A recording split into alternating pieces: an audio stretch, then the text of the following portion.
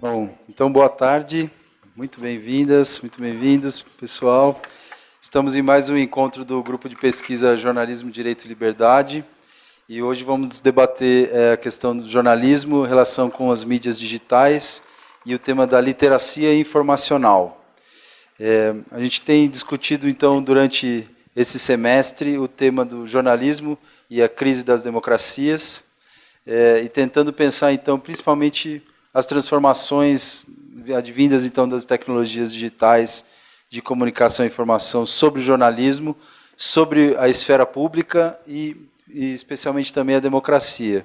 Então, a gente tem a honra de ter a apresentação, então, de dois membros do nosso grupo de pesquisa, e o Ricardo Gandur e o Alexandre Amaral, e vou trazer, então, também a nossa amiga Karina Yamamoto, também pesquisadora do grupo, para fazer a apresentação dos palestrantes de hoje. Então, vamos seguir com a apresentação deles e logo em seguida os debates para a gente avançar então na discussão do nosso grupo, tá bom?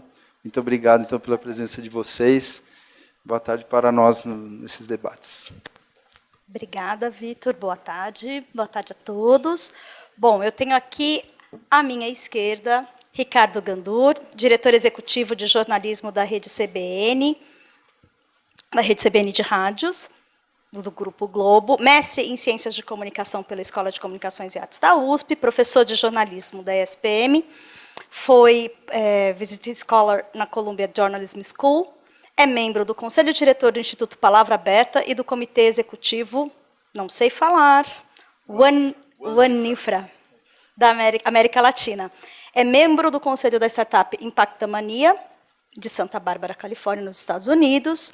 E o Gandur tem bacharelado em jornalismo pela Faculdade Casper Libero e é engenheiro pela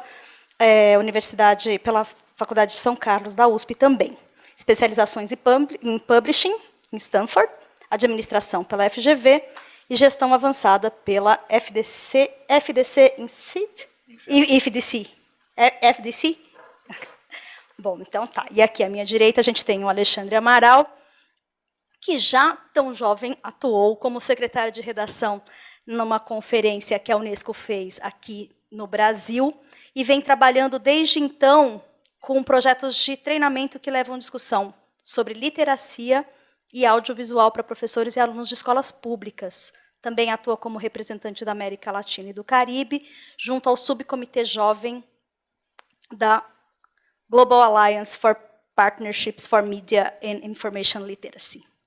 Ele também é um dos membros fundadores de um grupo de 13 especialistas em literacia de midiática, financiada pela Deutsche Welle na alemã, né?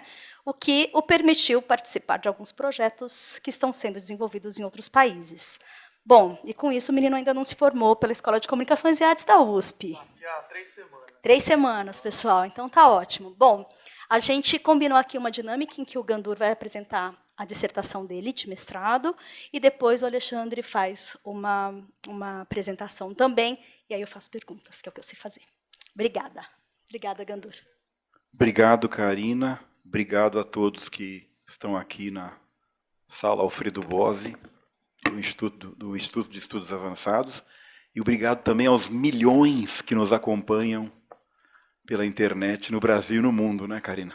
Tem que agradecer aos internautas, milhões de pessoas. Nada seríamos. Bem, e obrigado também pela oportunidade de estar aqui fazendo uma extensão do trabalho que acabei de concluir, né? Defendi a dissertação aqui na ECA em junho desse ano. Essa dissertação ela foi uma extensão uma semente que eu plantei em 2016, quando eu passei um ano sabático na Escola de Jornalismo da Universidade de Columbia, em Nova York, nos Estados Unidos, e que, por sua vez, foi resultado de uma inquietação que eu nutria como dirigente de redações desde 2010, 2011, 2012, em que eu via, sob meus olhos, né, as redações se enxugando, né, demissões, cortes, fruto da crise do modelo de negócio que a mídia tradicional vinha enfrentando desde o final da década de 90. Crise essa que não foi só devida à transformação digital, ela já começa antes, e eu cito isso na dissertação, com a mudança dos hábitos de leitura da sociedade, né? Com a mudança do ritmo de trabalho, do ritmo da vida. O lugar da leitura, principalmente a leitura do jornal diário, ele vai, mesmo antes da Revolução, mesmo antes de 95, mesmo no pré-internet, o lugar no sentido de espaço, né? É o tempo e espaço da leitura, da contemplação, da concentração, ele vai um pouco se comprimindo, até que o digital ele meio que exponencializa isso. E isso cria uma crise de um modelo de sustentação. A publicidade nada mais é do que um vetor comunicacional de uma organização que quer ativar um bem ou serviço. Ela também passa por isso. Então, os efeitos são múltiplos, né? E os veículos de comunicação que se nutriam e ainda se nutrem deste vetor comunicacional dos produtores de bens e serviços, também se impactam. Então, tudo isso gera essa crise de modelo e os recursos humanos e materiais dedicados à reportagem vão ficando mais comprimidos, né? Então, isso me inquietava bastante e eu comecei a estudar esse fenômeno e tentei, e aí muito influenciado pelo funcionalismo americano, pelos estudos empíricos, né, classicamente americanos, tentei, desenhei e consegui aplicar um questionário entre os 129 cadastrados na base de jornais diários da NJ, eu consegui resposta de 60, que correspondia a 80% da circulação dos jornais do Brasil, e consegui radiografar algo que não era uma novidade, né? Mas tem um valor referencial, que é você quantificar isso, né? Então, a dissertação detalha isso, né? Que editorias foram mais. E a radiografia foi feita no que o meu orientador, o Eugênio Butti, com muita felicidade, me ensinou, que chamava assertiva de tendência, né? Era impossível obter registros junto aos departamentos de recursos humanos das empresas de quantas pessoas tinha a cada ano e tal. Então, o que eu fiz foi, na entrevista, olha, essa editoria, comparativa a 10 anos atrás, ela aumentou, diminuiu ou se manteve? Porque esse é um dado confiável, o cara sabe isso, né? É uma assertiva de tendência. Então, com isso, a gente mapeou e foi possível enxergar, por exemplo, que as editorias mais preservadas foram as editorias de política, tanto nacional quanto local. Foram as de menor assertivas de enxugamento pelos editores-chefe do Brasil todo.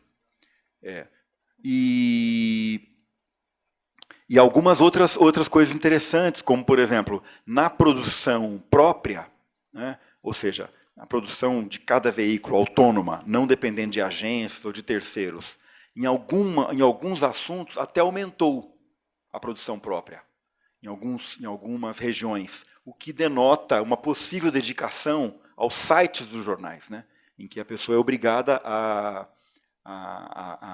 nutrir esse site, a suprir esse site de informações. E eram algumas áreas, ou você notou isso mais geograficamente falando, esse aumento de produção? Porque é um pouco, não, é contra-intuitivo, foi né? em 2 áreas, se não me engano, esportes e variedades. o que denota uma coisa que são os assuntos que dão cliques na internet, né? É o Quer interesse dizer, do até público, né? interesse do público, exatamente. Daqui a pouco eu posso checar, mas é por aí.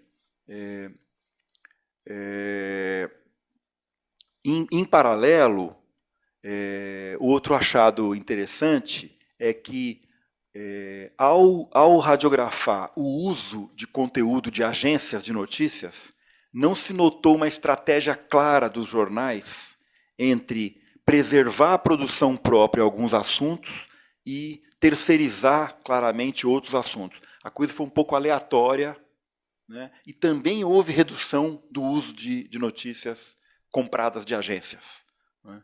Então, foi essa radiografia. Há também conclusões regionais, né? Por exemplo, a preservação da política.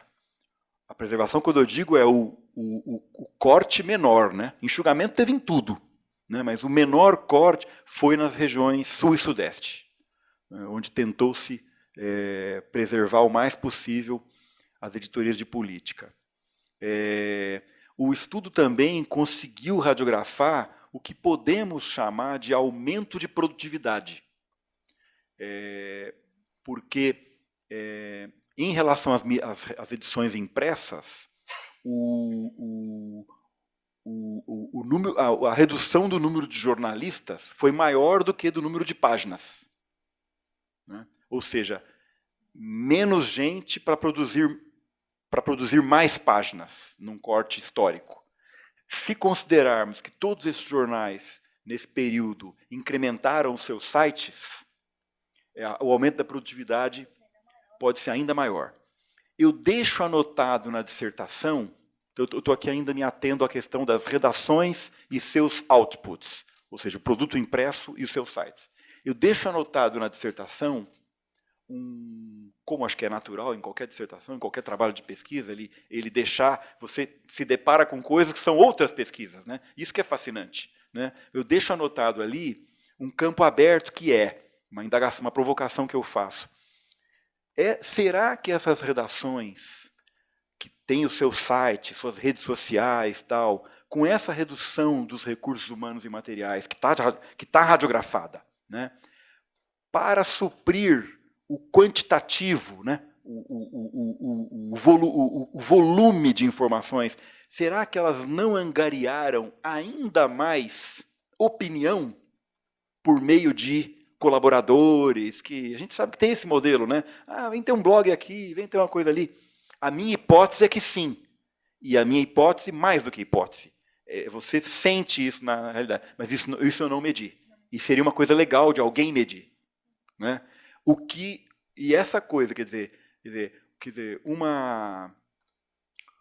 eu chamo tecnicamente no trabalho uma redação de estrutura estável de produção jornalística. Eu dou esse nome, e eu lembro que lá em Colômbia eles gostaram disso, porque para diferenciar de um empreendimento efêmero, não duradouro, e mesmo que disciplinarmente honesto, jornalisticamente honesto, né? Mas porque tem muitas empreitadas jornalísticas bacanas, honestas, mas que não duram, ou tem um certo tempo, tal. Eu considero a redação tradicional, né, seja ela de qual mídia for, uma estrutura estável de produção jornalística, que você sabe que ela vai estar lá o ano que vem, daí 2 anos, tem editor-chefe, tem responsável, tem endereço, você pode acionar, processar, escrever uma carta, acionar, enfim, contestar, pedir um espaço. Essa é uma estrutura estável. Para a democracia, eu considero essencial a permanência das estruturas estáveis de produção jornalística. E até são estruturas também que requerem e que exigem que você tenha um procedimento na confecção dessa informação. Um ritual, não é? Um método. Um método, Um método, exatamente. né? Isso Eu li, sublinho bastante. Era essa palavra. Então, esse é o campo. Bom, no andamento dessa medida, dessa medição, né, me surgiu uma outra hipótese, e que veja que isso ainda era quando eu comecei isso, 2016, 2017. As redes sociais não eram na política o que são hoje, né? 2017 eu já estava no mestrado aqui. Eu tive essa hipótese. Será que ao ficar menos exposta, ou quantitativamente menos exposta às informações oriundas das estruturas estáveis de produção jornalística, a sociedade não poderá ficar proporcionalmente mais exposta às informações governamentais, chapa branca, ou os diários oficiais e seus assemelhados? Então eu tive essa ideia, ajudado por uns parceiros que eu agradeço muito na dissertação da Bytes, de medir, na época, a rede social em moda, no sentido estatístico, em moda, era o Facebook, né, de medir o Facebook dos governadores dos estados. E eu comparei isso com a mesma emissão digital dos veículos jornalísticos de cada estado.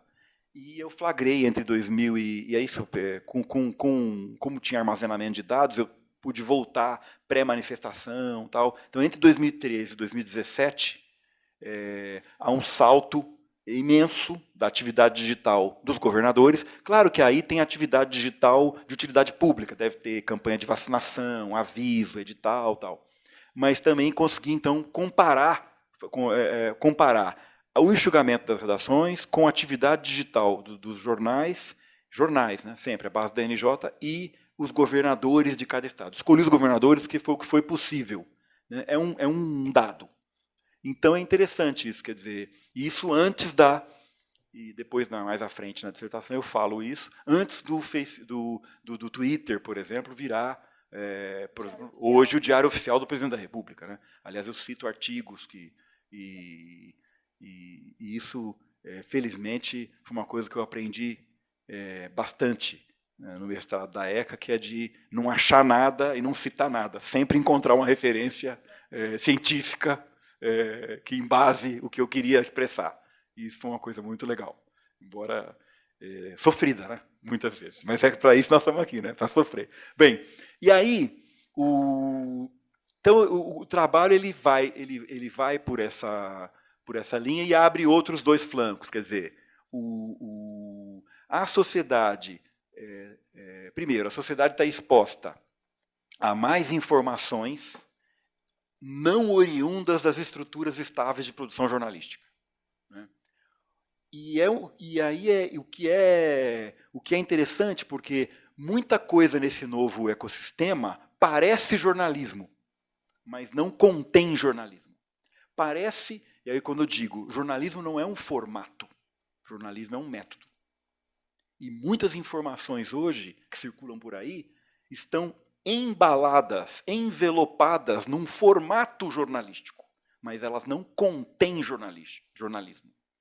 Para se configurar aquilo que está sendo exposto no formato jornalístico, não se cumpriu o ritual peculiar das estruturas estáveis de produção, que é preparo da pauta, seleção de fontes, checagem, busca de contextos. Não vou nem usar busca de contraditório, que essa expressão ficou até um pouco desgastada, né? A gente sabe que em vários assuntos, tem assuntos que tem mais de um lado, tem um lado, outro lado, mas tem vários lados, tem várias formas de abordar, né?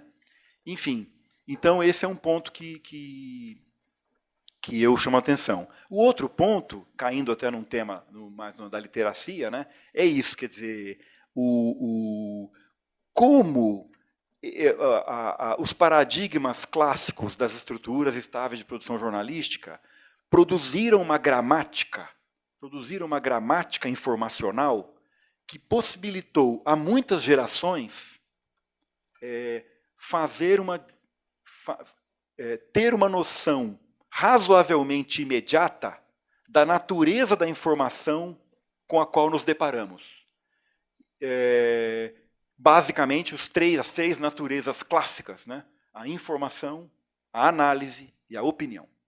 Quer dizer, se existe um legado da mídia tradicional que nos trouxe até a década de 90, e eu cresci lendo isso, né? Lendo o jornal, a página 2, o que é a página 2? A página 3 é isso aqui, daqui para frente é outra coisa. Eu brincava, quando eu era diretor de redação do Estadão, e quem trabalhou comigo vai lembrar disso, meu emprego começa na página 4, depois da primeira, né? porque a página 2 e 3 é op-ed, era outro departamento, inclusive no Estadão, fisicamente. Né? Outra sala, que nem se comunica, é outro ritual, outras pessoas que fazem aquilo. Né? Então, eu brincava muito com isso. Meu emprego começa na página 4. Né? Eu sou responsável pelo jornalismo, pela reportagem, né? Pelas análises, né? E pela opinião de terceiros, né? Colunistas, mas não da instituição. Então, se há um legado que as estruturas estáveis de produção deixaram, é essa gramática e essa arquitetura informacional que a sociedade absorveu e que começa a desabsorver. Porque no digital as fronteiras se misturam, né? E muita coisa opinativa é travestida do formato informativo. É interessante isso. Né? Você tem uma mistura que vai exigir, eu também falo isso, né, das escolas. Isso tem que ir para o ensino. Como a Karina lembrou, eu também faço parte do Instituto Palavra Aberta, que tem um projeto de media literacy, né, de educação midiática, o EducaMídia, para tentar emplacar. Aqui em São Paulo tem um projeto já andando, enfim. Isso tem que começar no ensino fundamental, ensino médio. Quer dizer, as pessoas têm que aprender a ler a imprensa. Né? E isso, às vezes, em algumas escolas se confunde com análise crítica da mídia. Não é nem isso, é um passo anterior ainda. Né? Identificação, né? Identificação do que está. E aí eu cito não sei como é que está meu tempo, você me interrompe. Eu cito uma experiência que eu visitei pessoalmente, que é lá 1 hora de Nova York, em Long Island, que é o Center for News Literacy da Stony Brook University. Tem lá o Howard Schneider, que é um pioneiro nisso, tal. E ele tem uma experiência com escolas públicas de Nova York, e ele tem frases bacanas que é assim: a pessoa tem que entender em que campo ela está pisando. Né? Então, ao entrar num texto, o indivíduo preparado, ele teria que entender: isso aqui é campo jornalístico, é o campo do entretenimento, é o campo da publicidade. Claro, ele usa uma sofisticação técnica na vida cotidiana, não vai ser assim, você não vai parar e falar isso, mas é isso, né? Quer dizer, você como introjetar, e a gente tinha isso na mídia analógica, né? Ela dava isso para você, né? Para a minha geração, era mais natural assim: você leu o artigo do fulano, estamos diante de uma peça. E você leu a reportagem tal, então essas coisas vão se perdendo na literacia informacional. E aí eu cito também como que, e aí para citar a realidade americana, que eu estudei, como que a realidade americana conseguiu, que também teve enxugamento lá de muitas redações, mas lá o terceiro setor, ligado a fundações, a doadores, né, a fundações, doadores, institutos non-profit, né, sem fins lucrativos, como que eles conseguiram, em grande medida, absorver esses profissionais que saíram das redações, que hoje são praticamente editorias dedicadas a temas que mais que sobrevivem, que vivem muito bem, fazendo um bom trabalho, né, e complementando o ambiente informativo e se configurando em mini estruturas estáveis de produção. Essa discussão já gerou, até em Colômbia, uma nova polêmica, da qual eu participei de um workshop sobre isso, cujo título era: o que é mais perigoso, um grande anunciante ou um grande doador? Olha que coisa. Porque também a estrutura patrocinada por uma fundação tal tem um doador. Qual é a agenda desse doador? E foi muito legal isso, né? Porque na mídia tradicional muito se discutia, né? Não é bom um veículo ter um grande anunciante, né? Depender só de um grande anunciante. Sempre se disse isso da esfera pública, ou mesmo da esfera privada. Não, então, é saudável você ver um jornal, uma revista, um canal de TV, ele ter assim, a publicidade o mais fragmentada possível, para ele não depender de ninguém. Né? E aí se discutiu isso lá. Então você veja que, embora bacana, a gente, o terceiro setor americano, tal, mas a transparência torna-se ainda ou tão quanto importante né? Você ter né, o famoso quem somos ali no site, né? Quem somos, quem patrocina. Como é que fica um site dedicado ao assunto tal, patrocinado por uma empresa interessada naquele assunto? E assim vai. Mas eles têm resolvido isso muito bem, com disclaimers, com transparência, acho que é o nome do jogo, né?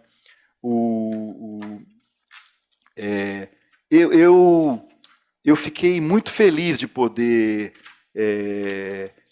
realizar esse trabalho aqui na ECA, porque, enfim, e a ECA foi um ambiente, nossa, mais do que nutritivo, com o Eugênio, Imaculata, outros professores que eu vou esquecer aqui para não citar todo mundo, mas Eugênio e Imaculata que fizeram parte da minha banca, claro, Eugênio como orientador, e acho que isso, repito, é um campo ainda muito aberto a muitas linhas de pesquisa. Essa questão, por exemplo, da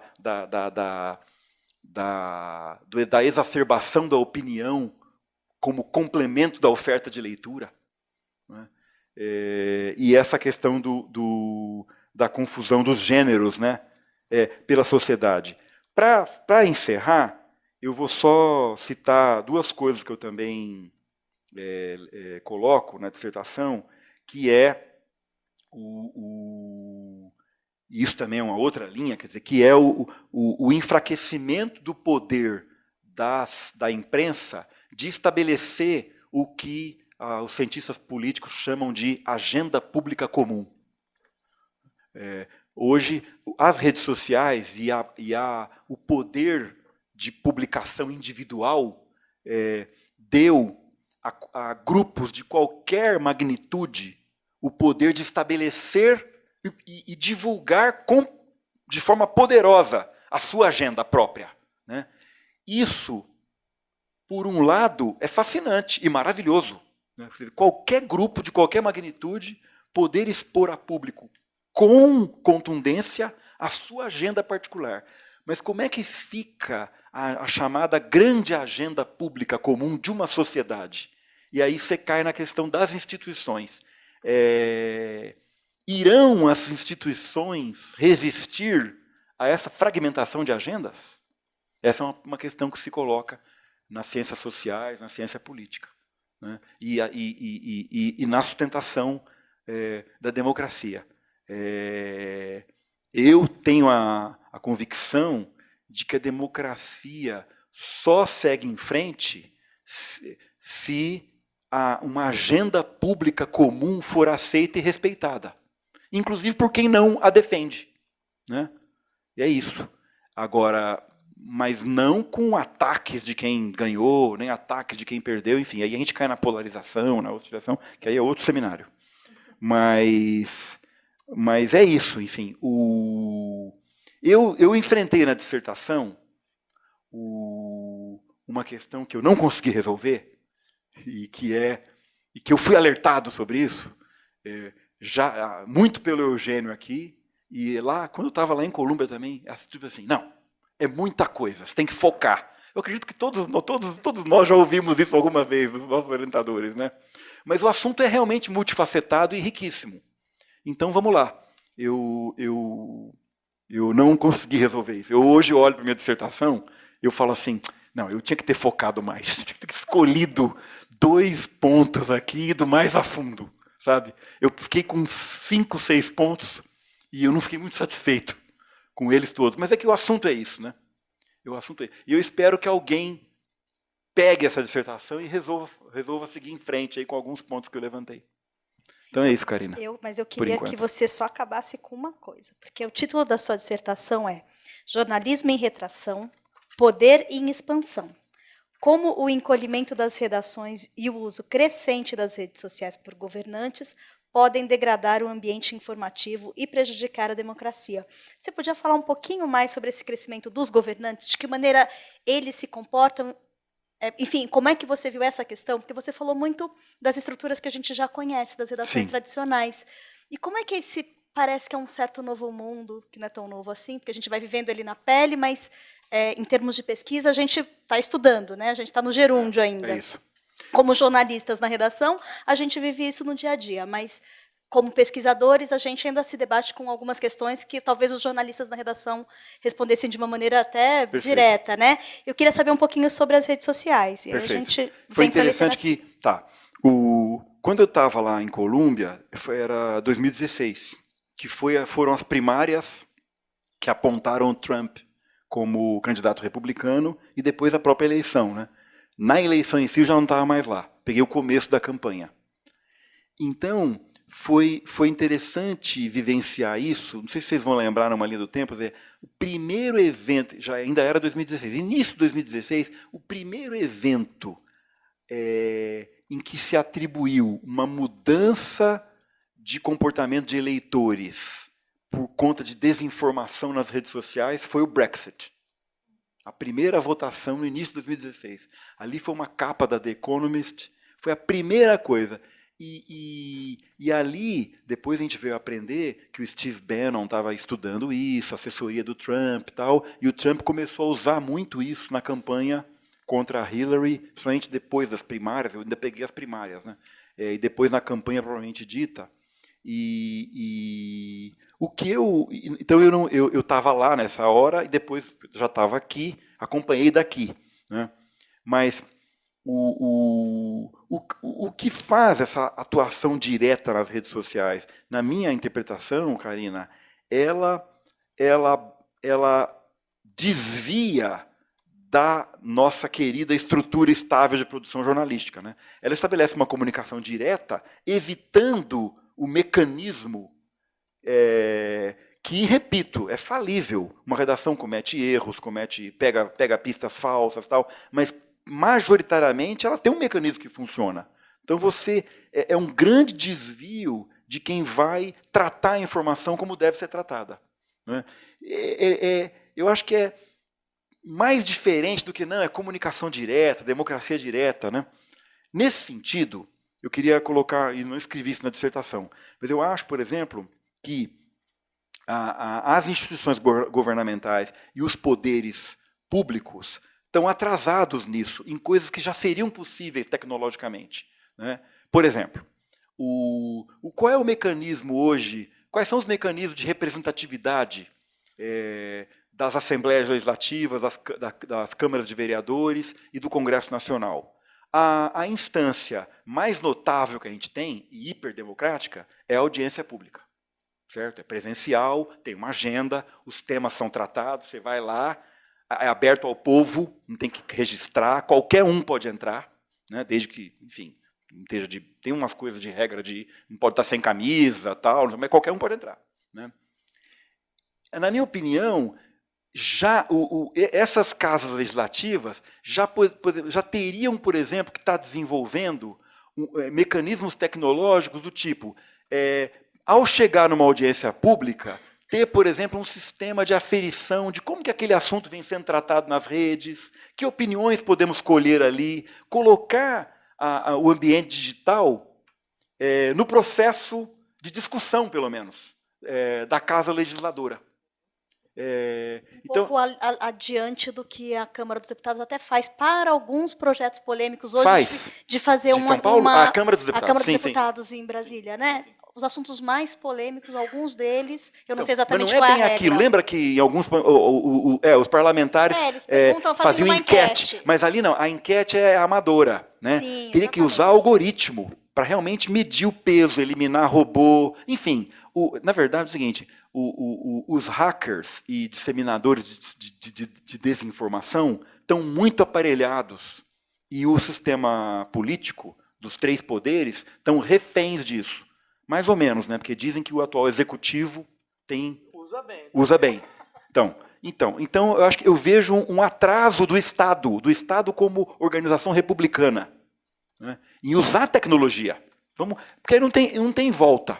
Né? Não tem volta. Os problemas da tecnologia você só resolve com mais tecnologia. Né? Isso sem falar, e é uma discussão mundial, né? Da regulação das grandes empresas de tecnologia, Google, Facebook, e assim vai, né? Que é um assunto que a Europa está mais adiantada, em especial a Alemanha, França também, e que aqui nas Américas assim, acho que o conceito de liberdade de expressão nos prende um pouco, que bom, mas alguma regulação vai ter que ter, das grandes media giants, aí, né, das gigantes de tecnologia e tal. Então eu vejo essa coisa das redes sociais, isso. É um desvio, mas é um desvio que...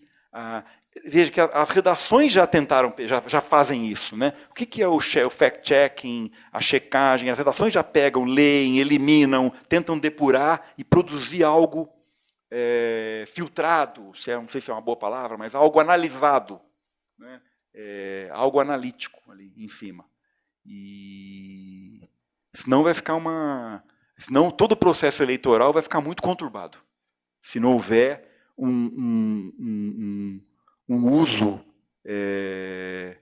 da tecnologia por todos os agentes públicos, né, e políticos. Essa é a minha visão. Então, tá, muito obrigada. Estou guardando Obrigado aqui todas as perguntas. Muito bom. A gente vai ficar até o fim dos tempos Isso aí. falando sobre isso. Uma salva de palmas, sim.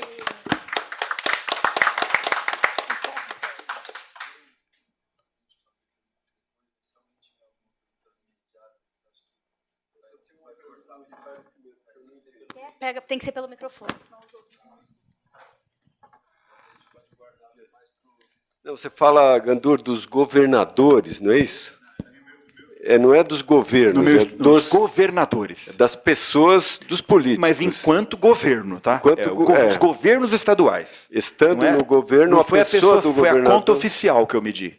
Oi? A conta oficial do governo do estado. Do governo. Não do governador pessoa física, bem esclarecido. Porque ficou essa confusão. Não, é isso aí. Obrigado. Nada, imagino.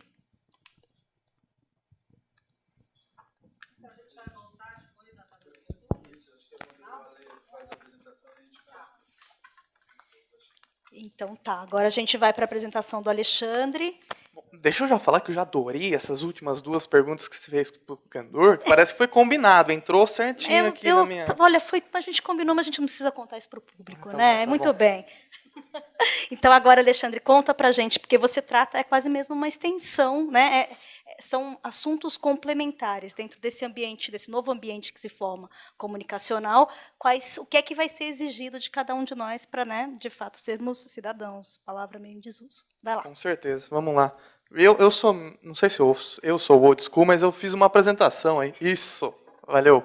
Tem um tchururuco aqui. Nossa, É muita tecnologia. muita tecnologia. Vamos lá. Pode falar sem olhar.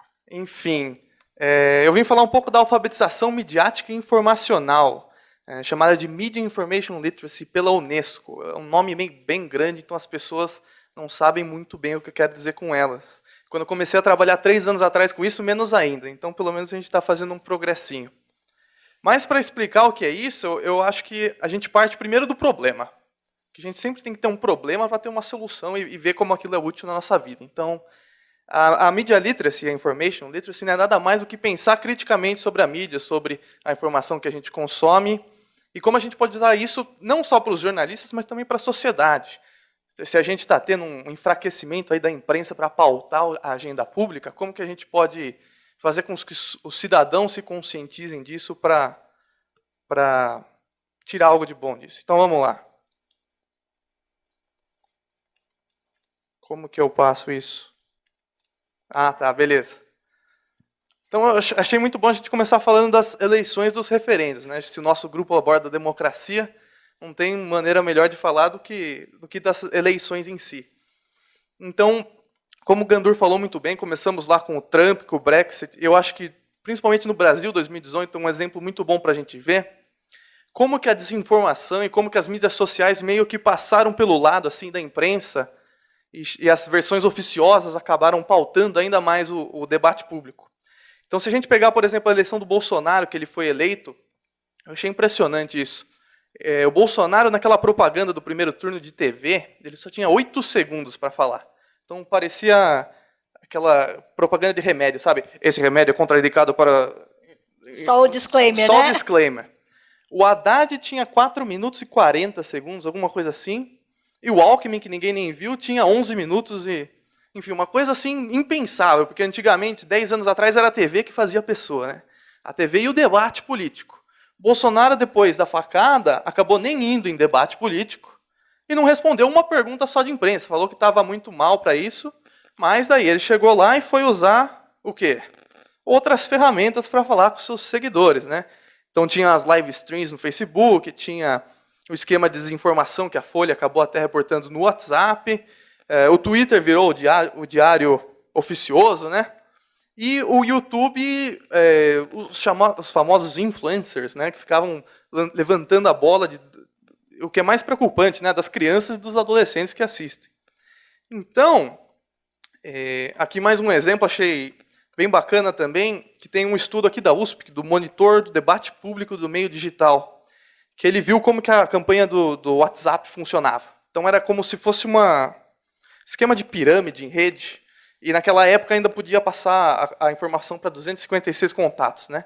Então, 2 ou 3 etapas, eles conseguiram mapear que a campanha de desinformação atingiu praticamente todos os brasileiros, mais de 200 milhões, enfim, número absurdo. E, com isso, a gente vê a marca dos políticos crescendo, né? Então, tem esse target que só fala com uma parte da sociedade, então não é um debate público comum. Eu vou falar com quem se interessa por privatização, por quem se interessa com militares, enfim. E eu peguei um quote aqui do Olberse, que eu acho que cabe bem, é bem interessante, que esses políticos, as grandes figuras do entretenimento da sociedade hoje, na verdade, viram atributos de um produto. Então, você tem o David Beckham lá vendendo camisa de futebol, tem o Bolsonaro vendendo camisa do PSL. Essa pessoa, por si só, funciona meio como uma âncora para vender o próprio produto. Então, a gente acaba entrando mais num craft de uma marca ao longo do tempo. Então, tem aí uns dados que você pode ver as postagens por dia, as curtidas na página dos candidatos. Então, embora o Haddad... Você está falando da marca do Bolsonaro, né? Da marca Bolsonaro em si. Eu estou usando o Bolsonaro aqui como exemplo do Brasil, mas... Os números são do Bolsonaro, isso, só para saber. Tá. Mas seria o caso dos políticos populistas que nós estamos vendo por aí, né? Então, você pode até ver que o Haddad teve um número muito superior das postagens por dia na campanha em si. Mas, se você pegar aí, você vê que 2 anos, 3 anos antes, a marca do Bolsonaro já estava muito mais sedimentada nas redes. Então, ele estava falando com as pessoas sem que ninguém visse. Mas estava lá dando um bypass assim, do jornalismo, porque ninguém falava de Bolsonaro antes da eleição, mas ele já estava fazendo a propaganda dele. A fonte é o Nexo, aliás, ótima reportagem, fica a recomendação. E daí eu estava conversando, não sei com quem, Karina, e alguém me falou, nossa, mas você assiste declaração de político, parece um desastre, né? E daí me veio um estalo na cabeça, que eu estava na Inglaterra estudando um módulo de reportagem sobre crises e conflitos, como reportar sobre. E daí tem um conceito muito interessante que é o Event-Driven News, ou seja, notícia que é motivada por um evento. Então, eles fizeram um levantamento, você pode ver que a guerra do Iraque, Vietnã, os grandes furacões, enfim, tem uma série de reports sobre isso que falam que não é necessariamente a importância pública disso que vai fazer a notícia ser publicada. O Katrina, para falar a verdade, ele foi responsável por metade das reportagens de desastres naturais na década de 2000 até 2010, e sendo que ele foi um dos menores desastres que aconteceu. E daí eu estava pensando nessa coisa como certas coisas, como economia, como valores ocidentais, são focados nesses desastres. Eu comecei a pensar, nossa, parece que o jornalismo fica refém, né? Parece que é o 11 de setembro. O Bolsonaro fala que faz uma apologia à tortura. Não tem como você não dar aquilo. A Câmara tem que repercutir aquilo de alguma forma. Mas aí a questão, a negatividade do evento, e parece uma coisa tão de repente, vira como se fosse... Esses políticos populistas viram fabricadores constantes de desastres inesperados. Então não tem como você não cobrir uma coisa dessa, você tem que cobrir. Mas a questão é como que você vai cobrir, e você precisa alertar os cidadãos para pensarem como que eles vão consumir isso também. Aí tem um quote lendário aqui, que eu peguei do grande pesquisador Ricardo Gandur, que é exatamente a hipótese dele, que com o recuo das redações, a sociedade fica mais exposta às versões oficiais ou oficiosas. E eu acho que não ouvi maior verdade que essa, porque minha impressão é que está acontecendo no mundo inteiro. Esse é um relatório, The Global Disinformation Order, que eles mapearam que, em 2019, 70 países ao redor do mundo, todos os que estão em azul escuro, sofreram com campanhas de desinformação. E é campanhas mesmo, ou seja, não é a misinformation, que é você vai dar um endereço e está errado, sem querer. Não, é realmente organizações criminosas que estão fazendo campanhas de desinformação. Esse número, em 2 anos atrás, 2017, era só de 28, agora já está em 70. Então, impressionante como isso vem crescendo, né? Então, temos esse problema com a esfera pública. Como que podemos resolver? E aí que eu vou tentar trazer para a Media Literacy e para o jornalismo. Então, a primeira abordagem é a abordagem política. Ou seja, vamos tentar regular isso. A própria União Europeia ela fez um High Level Expert Group, que tinha jornalistas, acadêmicos, representantes do Facebook, enfim, para tentar emplacar uma solução. Como que a gente pode resolver isso num viés internacional?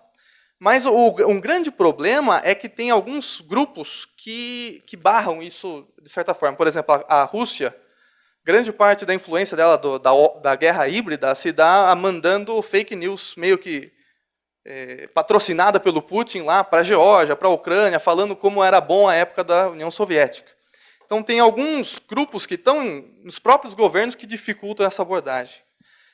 Outras tentativas de legislação, então, tem limites de gastos com notícias patrocinadas na França, tem multa de $100 mil e até 6 anos de cadeia para alguém que publique desinformação na Malásia.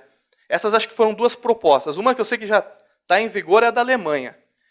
50 milhões de euros para as plataformas que negligenciam a remoção de conteúdo obviamente ilegal. Mas isso Defina obviamente ilegal, não é mesmo? Defina obviamente ilegal. A própria Human Rights Watch ela falou, isso aí é preocupante, cara. Parece censura, não está dando certo. Então, regular é uma coisa muito difícil, ainda mais porque o Facebook é dos americanos, o WeChat é da China. Então, todas essas fronteiras internacionais aí fazem a regulação muito difícil. E até entra naquele problema do marco civil, né, Bota? Por exemplo, aqui no Brasil, se você vai fazer uma fraude online, ele não sabe nem como te processar. Porque não lembro o nome do cara. Eu vi na sua aula lá. Não sei, mas é um problema. O Marco Civil aqui no Brasil, por exemplo, ainda nem terminou de delimitar o que é legal na internet. Então, se você não sabe nem as possibilidades do que é legal, como que você vai delimitar o que é ilegal? Né? Como que você vai pôr uma pena direta nisso? Então, a regulação é difícil, mas necessária. A segunda abordagem, nós saímos dos políticos, viemos para uma abordagem mais horizontal, que é a tecnológica. Então, temos aí o famoso fact-checking.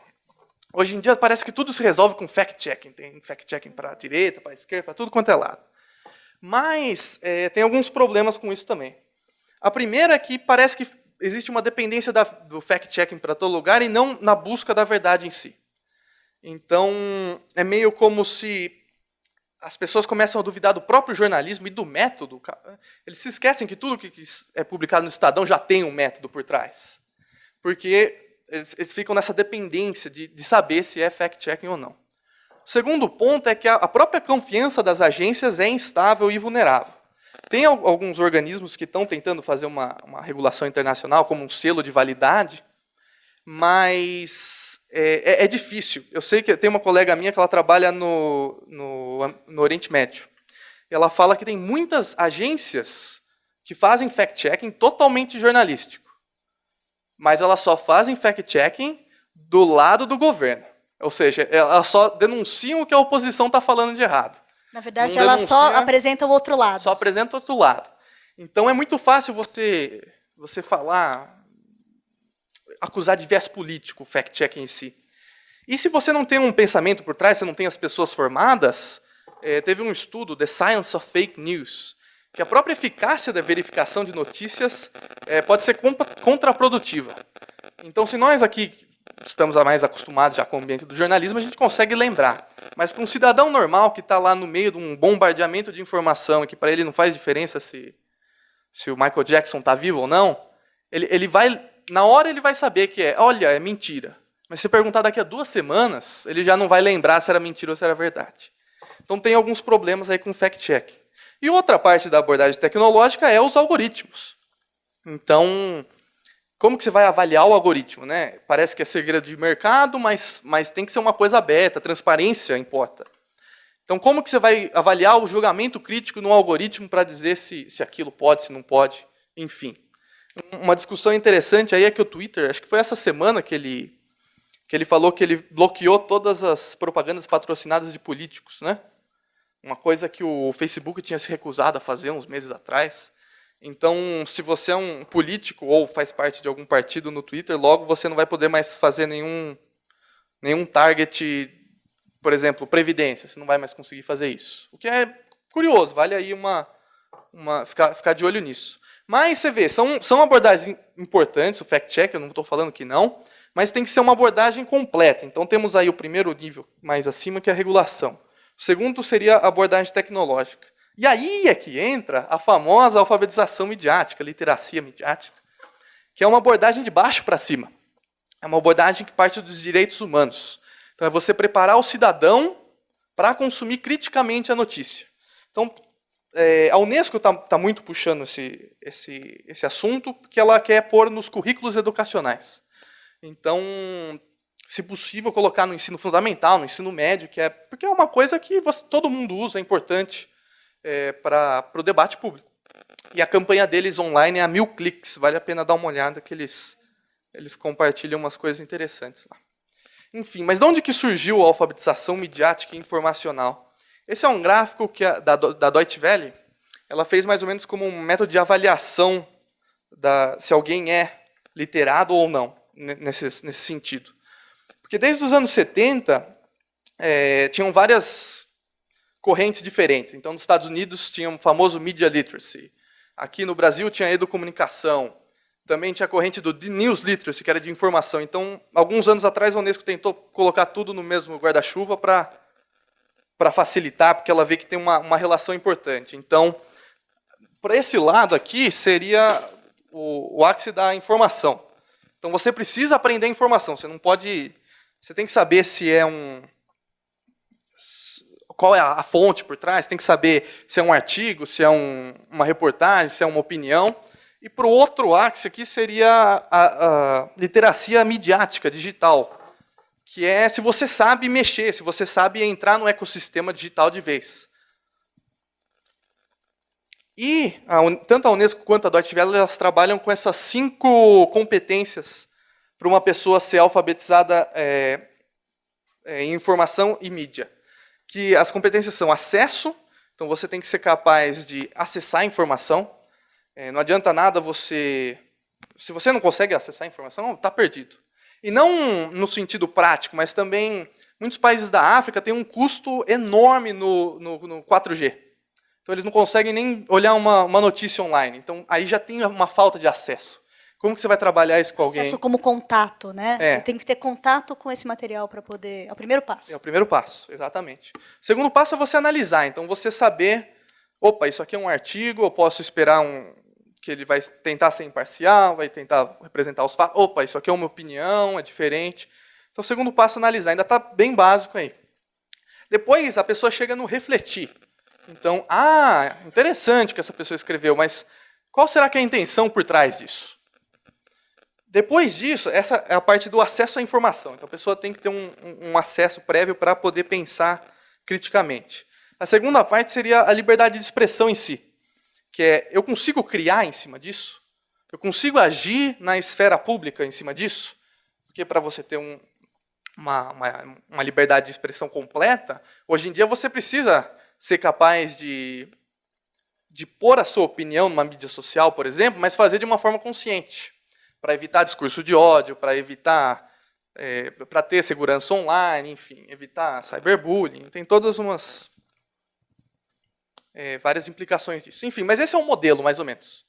Você tem que ser capaz de passar por todas as etapas, quer dizer, tem que ser capaz de absorver e de criar dentro, sabendo que existe toda uma sequência disso. Exatamente. Né? É isso. E o que é interessante da alfabetização midiática informacional, estou acostumado a falar em inglês, a palavra em português é meio estranha, é que vai além da alfabetização tradicional que a gente está acostumado. Então você não precisa saber ler e escrever para ser Media Information Literate. Tem alguns grupos na Índia e na Bolívia, que eu sei, eles trabalham com línguas indígenas, com hindu, com, enfim, a outra língua indígena na Bolívia também. E como que as pessoas nas aldeias estão sendo treinadas e elas conseguem usar o memorando de voz do WhatsApp, elas conseguem fazer um vídeo e mandar para os amigos, elas conseguem só pelos ícones, não precisa saber ler e escrever, mas elas já interagem com a tecnologia. Então é interessante você pensar, isso é uma outra dimensão mesmo. E daí, para explicar mais ou menos a eficácia de onde vem a Media Literacy, eu trouxe o exemplo de um jogo que eu acho que é sensacional. O jogo se chama Get Bad News. É um jogo que foi feito em parceria com a Universidade de Cambridge e com a DROG. E é sensacional. Para você começa no jogo, você vira um fabricante de desinformação. Seu objetivo é enganar o maior número de pessoas possível. E daí você começa a conseguir É um jogo, gente, não é vida real, tá? É um jogo mesmo. Mas é como se fosse um Twitter. Eles falam, você tem que falar mal aí da mudança climática. E daí você vai colocando. Só que se você é muito leve, ninguém acredita em você.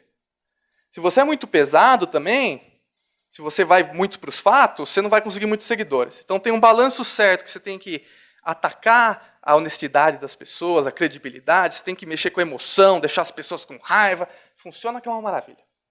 Você ganha muitos seguidores no jogo. E o que eles descobriram é que assim você vai ensinando para a pessoa como funciona o processo de criar desinformação. E funciona como se fosse uma vacina, uma educação preventiva. Então, você recebe uma versão mais fraca da desinformação através do jogo. E eles lançaram um jogo 2 anos atrás. Acho que 1 ou 2 meses, aqui em 2019, eles lançaram um estudo comprovando que as pessoas, depois que jogavam o jogo, tinham menos probabilidade de acreditar em qualquer coisa. Ou seja, se você sabe que alguém pode estar querendo te enganar, você já vai, opa, peraí, né? Já vou com calma. E por que isso funciona? É baseado numa teoria da inoculação da psicologia social, mas também é porque a pessoa decide por si só. Então, ninguém gosta de ser dito o que é verdade, o que não é. Ah, você está errado. Não, peraí. O que eu vou te fazer, eu vou te dar as competências para você analisar por si só. E isso vem muito de uma cultura da convergência, né? Que a gente está numa época em que todo mundo quer participar. Os fãs, a audiência. E as pessoas não aceitam mais simplesmente o que é dado a elas, mas elas querem se participar completo nesses eventos. E se ela consegue participar de uma forma crítica, muito melhor, né? Eu já estou terminando, eu sei que eu estou falando pra caramba. Não, é só um olhar de interesse, não um olhar de repreensão, tudo tá tranquilo. E o que é massa mesmo é que empodera o cidadão, a Media Information Literacy. Primeiro que ela dá voz a indivíduos, então não dá voz a grupos. Eu acho que isso é uma distinção importante, você dá a voz para a pessoa. Isso tanto para minorias, para pessoas que vivem nas periferias do mundo, quanto para pessoas que vivem em regimes autoritários. Então, ela permite você abordar assuntos sensíveis. Então, uma coisa que te colocaria na cadeia, por exemplo, de se falar no Irã, de repente você não precisa falar aquilo, mas você dá as habilidades para a pessoa, e daí ela, por si só, quando estiver interagindo com a informação, ela vai se tocar. Opa, peraí. Alguém pode estar querendo me enganar. Quem que está ganhando por trás disso? E ela, então, um mecanismo bem bacana de mudança social, né? E aqui alguns exemplos práticos para a gente trazer bem para o chão mesmo, que eu tive alguns projetos que eu tive a oportunidade de visitar. Então, a primeira, que é mais parecida com o jornalismo, é uma rádio comunitária na Uganda. Então, eles fazem treinamento de jovens com o uso de smartphones. Então, na Uganda é muito difícil você ter internet, quase impossível. Televisão também é muito, muito pequena, mas o que é muito abrangente é a rádio. Então, para eles, todo mundo ouve rádio lá. E eles começaram a treinar as pessoas para usar o smartphone como se fosse repórteres comunitários, né, para gravar as pessoas e depois ir cobrar do interesse público. Só que não é bem... Não vamos fazer todo mundo virar jornalista, não é isso. Não ia ser ruim também, né?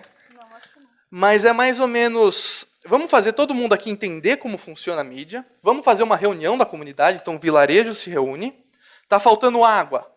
Então vamos cobrar dos nossos representantes onde que está indo dinheiro para o poço. E daí, a partir disso, eles conseguem pautar as rádios e cobrar os representantes do governo. Claro que quando tem uma história mais complicada, delicada, por exemplo, violência, enfim, daí eles passam direto para os jornalistas que trabalham com eles. Mas se não é a própria comunidade que pauta o que é importante para ela.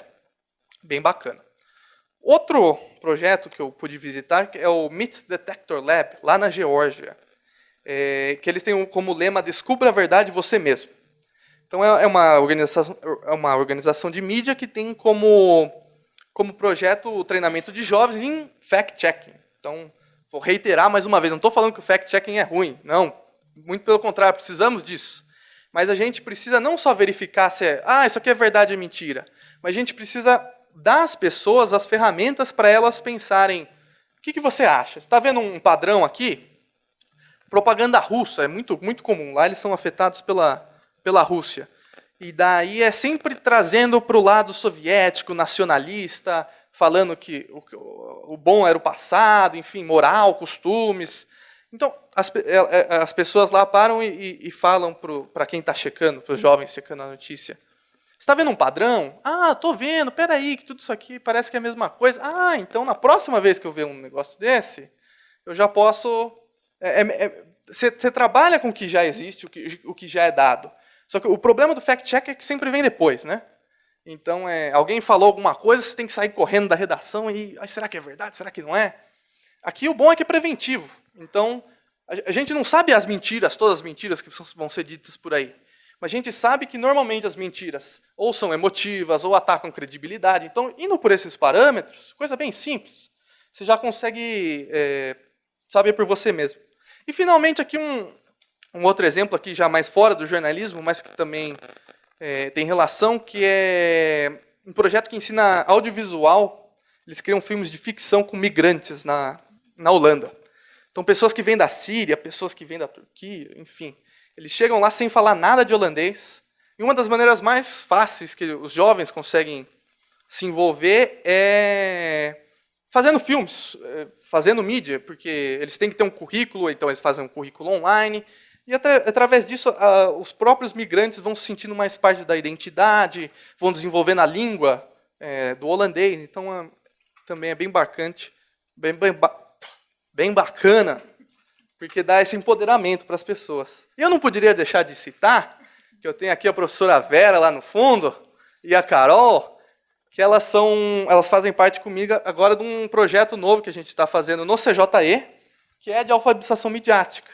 Então, a gente está trabalhando com professores e logo vamos trabalhar com alunos de escolas públicas e fazendo eles pensar sobre produção jornalística, produção audiovisual. Então, ótimo ver vocês aqui, gente. Enfim, todos esses projetos que eu estou citando aqui, tirando da USP, eles fazem parte da MILEN, que é Media Information Literacy Expert Network, que é uma rede de especialistas que a Deutsche Welle fundou, eu faço parte. São 13 pessoas com 13 projetos ao redor do mundo, então, se vocês ficaram interessados, querem saber mais, é só procurar online. Eles também têm um guidebook muito bom, eu trouxe o meu. Ou seja, você não vai emprestar para a gente, você não trouxe para dar Então, pra todo gente. mundo, infelizmente... Mas a gente tem ele. Mas tem o link online. Então, hoje vocês podem dar uma folheada, se interessar, depois você vai online e vê lá. Mas é claro que a alfabetização midiática também tem os desafios aí, já estou finalizando, que é uma abordagem individual custosa. Então, é difícil você colocar isso no currículo, é difícil você falar com os governantes sobre a importância disso. Então, o que a gente consegue fazer é ir nos cursos, ir nas salas de aula, só que isso demanda muito tempo, demanda dinheiro, então é um dos grandes desafios. E também que não pode parar em escolas, né? Todo mundo trabalha com jovens, normalmente porque é mais fácil. Já está ali no ensino médio, ensino fundamental, Mas se a gente voltar para o problema lá do começo, quem decide qualquer eleição são os adultos. Como que a gente trabalha com esse pessoal? É um dos grandes desafios. E aí que eu acho que entra o jornalismo. Aqui é a grande questão, eu não tenho respostas, trouxe uma questão para o grupo. Como que o jornalismo pode trabalhar com essa literacia, que eu acho que é uma literacia do cotidiano, né? Se a gente pensar, de acordo com o Habermas, uma das coisas importantes na agenda pública, da esfera pública, é a problematização de setores que não eram questionáveis. E eu acho que a Media Literacy faz exatamente isso. A gente tem que tornar o maior número de questões gerais, não só no sentido da relevância, mas também para que todo mundo consiga participar. Para você participar, volta lá no acesso, no analisar, no refletir, no criar e no agir. Então, questões. Como podemos colaborar? Sociedade civil, academia e profissionais de mídia. Então, trouxe aqui para o grupo, como grande sabedoria coletiva, eu quero saber de vocês aí, como que os veículos jornalísticos brasileiros podem promover a alfabetização midiática? Como que a gente da academia, quem está no chão, pode auxiliar eles também? É uma questão que eu tenho. É isso aí, gente. Muito obrigado.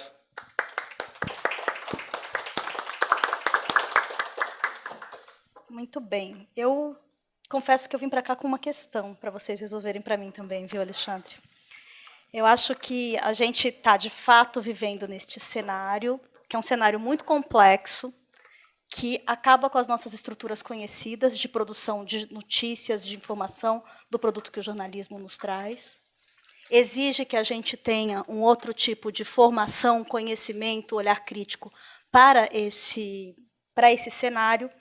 E, bom, e para mim, por razões óbvias, um dos grandes panos de fundo, um dos grandes conceitos que estão por trás disso é a preponderância da imagem sobre a palavra, trazendo no arcabouço, falando muito simplificadamente, não, o Eugênio não está aqui, oba, não vou levar bronca. Porque eu falo, às vezes, de maneira muito simplificada, e aí a gente... Exatamente, e, enfim, ele vai chegar atrasado, vai ser ótimo. Mas acho que vem na esteira dessa transformação que a gente vem sentindo na pele, acho que mais nós aqui, né, Gandur, do que o Alexandre ali, porque o Alexandre já nasce fazendo oficinas de educação midiática, de educomunicação com jovens. Então, já nasce fazendo isso, já nasceu com... Eu não nasci com e-mail, gente, eu vou fazer o quê? Né? É uma transformação, de fato, são visões diferentes. Né? E aí a gente tem esse cenário que é complexo, que é plural, e que dá margens para todo esse... É um campo muito fértil para a desinformação. Para mim, a grande questão nesse momento é sobre as eleições de 2020, porque eu acho que a gente vai viver eleições municipais no Brasil, a gente vai ter vários processos, né, eleitorais correndo ao mesmo tempo, tendo também o terreno fértil para ter discussões em grupos muito pequenos, os grupos de WhatsApp, então aquela agenda comum de que o Gandu fala, ela fica mais fragmentada, já é fragmentada por natureza e vai se fragmentar ainda mais, o que facilita esse tipo de informação. Então, eu queria saber um pouco de vocês. Como é que a gente vai poder combater fake news em 2020? Já se disse que vai ter muita mesmo, não vai ter muito como fazer isso. Pensando um pouco do ponto de vista de transparência, que é um conceito que o Alexandre, a gente já conversou de outras vezes sobre isso, que eu gosto muito. Uma das maneiras que a gente poderia valorizar o processo jornalístico das estruturas estabelecidas de produção jornalística, acertei o nome? Produções estáveis. Produções estáveis. Não, estruturas estáveis de produção jornalística. Estruturas estáveis de produção jornalística. Parece que é muito acomodado, né? Estável, tem razão. É estável porque ela não, enfim, ela não é vulco como é o mundo hoje. Mas como é que a gente, uma das maneiras da gente ensinar e dar valor a isso seria a gente sendo também 100% transparente com os nossos processos. Eu tenho aqui pelo menos 2 pessoas na plateia que já fizeram minuto a minuto. O que é o minuto a minuto numa redação de internet? Né? Você está assistindo, você está acompanhando uma audiência no STF, uma audiência na Câmara, e você está relatando o que você está vendo, sem nenhuma verificação de fatos. É só um relato. Né? Então, como é que a gente vai poder usar? Para o público em geral, aquilo é jornalismo. Para a gente também, a gente ganha dinheiro com isso, paga os boletos. Mas como é que a gente vai poder fazer, então? Na verdade, eu meio que estou querendo induzir a resposta, mas de que maneira o jornalismo e a alfabetização midiática pode nos ajudar, nem sei se pode dar alfabetização, me corrija, pode nos ajudar nas eleições de 2020. Me estendi. Você já tem um microfone. Eleições municipais, né? Eu fico pensando assim, como que eu tenho pensado bastante nessa questão da agenda pública comum e a fragmentação da agenda pública em grupos de interesse parece um fenômeno inevitável ou irreversível, né? Então, como o sistema político poderia acolher esse fenômeno, torná-lo parte do processo e fazer disso um processo mais produtivo? No caso de uma metrópole como São Paulo, por exemplo, e vem aí as eleições municipais, me parece necessário você ter um fortalecimento das subprefeituras. Ou seja, assumir que cada uma das 32 regiões da cidade tem uma agenda prioritária. E isso vai passar por... Você vê que isso já vem acontecendo. Por exemplo, nas últimas eleições de conselhos, dos conselhos regionais da cidade, já houve maior interesse. Eu, por exemplo, não só o tutelar, como aquele outro nível, conselho mesmo, tem uns conselhos municipais, né? Tem temáticos, né? Eu já tive 1 ou 2 amigos que se candidataram, ou pelo menos ouvi, alguém comentou comigo, vamos votar nos conselhos aqui da região oeste, enfim, né? Então, eu acho que o poder público vai ter que se apropriar da fragmentação, né? E a agenda de campanha acolher a fragmentação, né? De alguma forma. E o jornalismo? Como a gente vai ajudar? O jornalismo vai ter que também se dar as mãos para isso. Por exemplo, vou dar um caso assim. Nós, na CBN, temos um diálogo permanente com com 2 frentes, pelo menos. A Rede Nossa São Paulo, que tem aquele projeto 32 vezes SP, né? E o coletivo É Nós. Nós fizemos com o coletivo É Nós, Escola de Jornalismo É Nós, no ano passado, uma cobertura colaborativa nas periferias de São Paulo e do Rio, com os jovens jornalistas. Nós continuamos com esse processo. Eles recentemente foram lá na CBN, editores da CBN orientam os jovens jornalistas do coletivo É Nós, que trabalham nas periferias, para trazer essa agenda, a agenda do Jardim Ângela, junto com a dos Jardins, né? E é um processo interessante, porque a redação não está preparada para entender essa agenda. Ela precisa aprender, andar junto, e eles vão lá. Nas eleições presidenciais a gente fez isso. Então, com a Rede Nossa São Paulo, 32 vezes SP, com o É Nós, está em andamento ainda. E aí, o coletivo... As redações vão ter que se aproximar dessas estruturas. Porque aí, dentro do coletivo É Nós, né, que aí tem muito a ver com os processos de educomunicação de que você falou, você também consegue ter mais capilaridade. E você começa a ter novos modelos. Sim. E de que maneira que isso influencia não no modelo de negócios, mas na lógica de que a gente tem jornalistas contratados e a gente tem esses colaboradores que não são exatamente profissionais? Bom, eles são uma escola de jornalismo, né? O É Nós é uma escola e traz esses jovens da periferia. É uma troca muito produtiva, porque eles vêm com um processo de pauta novo, e com um olhar diferente, e você acopla um método, você acopla o jeitão, vamos dizer assim, mainstream, mas enriquecido por um olhar novo, né? E é bem produtivo, bem produtivo. Isso está rolando na CBN hoje e gera pautas, tal. É interessante. Então, eu acho que as reestruturas estáveis de produção, que são as redações estruturadas, vão ter que também dar as mãos para essas estruturas e conseguir financiamento e conseguir gente interessada em bancar isso, né? Você acha que, nesse momento, as estruturas estáveis estão passando por uma transformação e que talvez o que é estável hoje a gente vai estar falando de um outro modelo daqui quanto tempo? 2 anos, 5 anos, 10 anos? Eu acho que ele fica estável e flexível.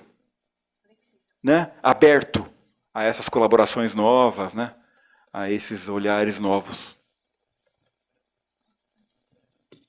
Bom, eu concordo plenamente com o Gandur. Sabe que eu sou de Jundiaí, então é bem menor que São Paulo, né? Mas mesmo assim lá já era um caos.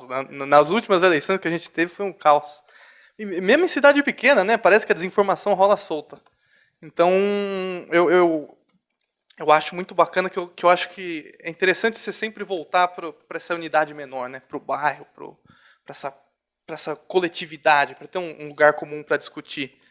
E eu não tenho muita resposta para você, Karina. Poxa, mas, pelo lado da literacia, eu diria que é importante você evidenciar o método do jornalismo, sabe? Porque a partir do momento que você evidencia tudo que o jornalista faz para apresentar aquela informação, o próprio cidadão passa a valorizar de uma maneira diferente. E daí, quando o leitor está mais qualificado, ele exige um jornalismo de mais qualificado. E eu fico louco da vida quando eu vejo o Fantástico. Aquele Fato ou Fake, detetive virtual. Parece um leão no meio da floresta. É fato ou é fake? Votem aí. E daí todo mundo se mata. Os caras podiam usar os mesmos 5 minutos para explicar para o pessoal, sabe? Olha, isso aqui dessa vez não é verdade. E olha só, não é só esse não, é uma trend. Tem vários vídeos aí, quando você receber uma foto desse jeito, vai olhar no metadado, coisa simples que o cidadão ia poder usar, sabe? Eu acho que isso faria uma baita diferença. Mas você não acha que aí é uma maneira escolar de apresentar? Que essa era a minha segunda pergunta, eu já estou roubando a pergunta da plateia. Que tem sempre não, mas é muito usual, quando a gente quer fazer alguma transformação maior, a gente acaba recaindo na educação por motivos óbvios. Primeiro porque, teoricamente, todos passamos pelas escolas, e é um lugar onde você vai encontrar todo mundo, seu público todo vai estar lá. Mas você também tem uma crise dessa estrutura e desse conhecimento que é meio professoral. Como é que fica também isso, né, para poder emplacar essa informação? Olhe o metadado. O pessoal vai mandar a gente catar coquinho ali na esquina, não? Vai. De uma maneira mais divertida. Não pode falar isso perto dos educadores, alguns. De uma maneira mais divertida ou de uma maneira mais lúdica. Porque esse é um desafio também, né, gente? Pensar dói às vezes. Sim. E aí, quando eu penso nas estruturas, e como é que fica a atratividade do jornalismo, que, em geral, fala dos assuntos mais chatos, né? A gente quer falar sobre o interesse público, a gente quer falar sobre legislação. Como fica isso? Porque eu acho esse um dos maiores desafios para a literacia, na verdade. É dificílimo. Não, com os jovens com que eu trabalho, normalmente funciona assim. Você não parte falando que é literacia. Você parte do interesse deles. Então, o difícil é você achar o interesse da agenda pública. Aí é complicadíssimo. Mas você está trabalhando com um grupo de jovens. Nossa, você viu que da hora esse filtro que eu botei no Instagram? E daí você começa, você achou o filtro legal, mas o que o filtro faz? Daí do filtro você puxa para edição de imagens, entendeu? Aí você vai trabalhando conceitos a partir do interesse deles. Talvez seja, se você conseguir alguns grupos que você pode partir a partir disso, talvez você consiga. Agora, resolver a agenda pública, eu não tenho essa resposta, Karina. Acho que agora a gente abre para o público. Tem um microfone aí com vocês? Acho que vai ter. Tem um microfone agora, e quem quiser fazer perguntas, porque senão eu vou ficar perguntando para eles, não deixo vocês fazerem a pergunta.